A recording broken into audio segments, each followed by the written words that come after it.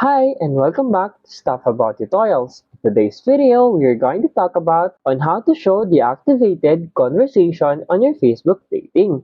Maybe you deactivate a conversation on your Facebook dating and you want it to show. So in today's video, I am going to show you on how you can show deactivated conversation on your Facebook dating.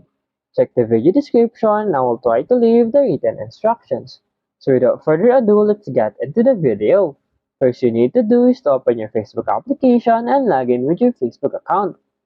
And then once you are in here, simply tap on this heart icon. For that, you will be directed into this Facebook dating. And once you are in here, simply tap on this matches. And then from here, you need to tap on this three dots icon at the upper right corner of your screen. Once you tap on it, there will be a more option. Here you will see Show Deactivated Conversations. Simply tap on this Show Deactivated Conversations. And then in here, you will see your deactivated conversation. But on me, I don't have deactivated conversation, so it shows you don't have any deactivated conversations.